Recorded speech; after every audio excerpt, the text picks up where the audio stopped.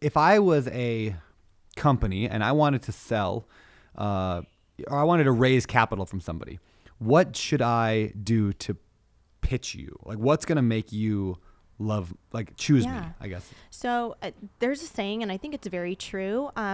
You're not necessarily betting on the horse, you're betting on the jockey. Okay. So of course we want to see a company that's, exciting, and maybe they're first to market, or maybe they're best in class. But who's running it? Who's running the show? Oh, you don't have any full-time founders? That's weird, right? Who's actually running this company? Yep. So 100% you're looking at who's running the company.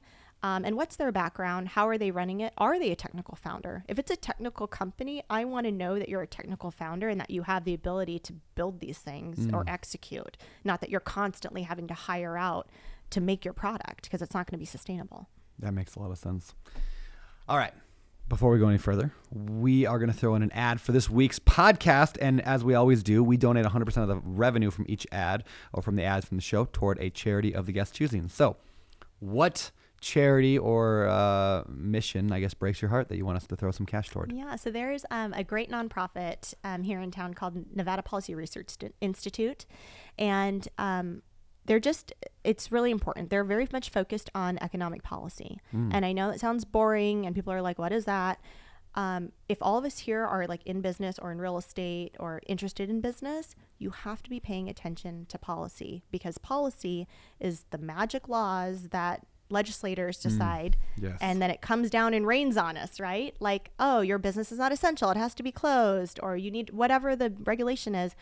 It's literally decided by these elected officials. You may not even know who your elected official is, right? That's the crazy part, is that in private sector, we're so focused on head down and we're busy working on our businesses. We don't pop our heads up enough, and we don't get involved enough on public sector. And then we're surprised when these types of rules and legislations come down that we have to abide by as law-abiding citizens, right? We have to abide by them. So you've got to be paying attention to policy. Yeah, it makes a lot of sense. Well, let's cue the ad and then we'll donate the money to that. All right, so let's talk why veteran real quick. Why you're not a veteran, right? No, I did not serve, but I come from a military family. Okay. Yes. Is that where that comes from, that heart? Mm-hmm. Yeah, my dad, he's a Vietnam veteran. And like I said, did 20 years U.S. Air Force, and then another, 22 years working for the DoD. So by the time I came around, my dad was already working for the Department of Defense. And I think just growing up in a household that is so appreciative and proud to be an American, it just taught me a lot of core values. And I grew up in a small town called Sierra Vista, which is right next to Fort Huachuca, which is an Army intelligence base. And that's where my dad worked for the DoD. And I just think it's just such a core part of who I am. And so to this day, even like at one of our ship stores, for example, it's right by the base. And so we hire military spouses up there. And who, by the way, I think military spouses are entrepreneur's secret weapon. Really? These ladies are amazing, right? Like so a lot of them take themselves out of the workforce, because especially if they're moving around, it's every 3 years. They got to move every 3 years. Yeah. You pack up your entire family and move somewhere new that you've never been to. And so in general, it's hard to sustain a career, right? Yep. Forget like holding a regular job. So they'll take themselves out of the workforce. And most of them are college educated. Yep. They're sharp.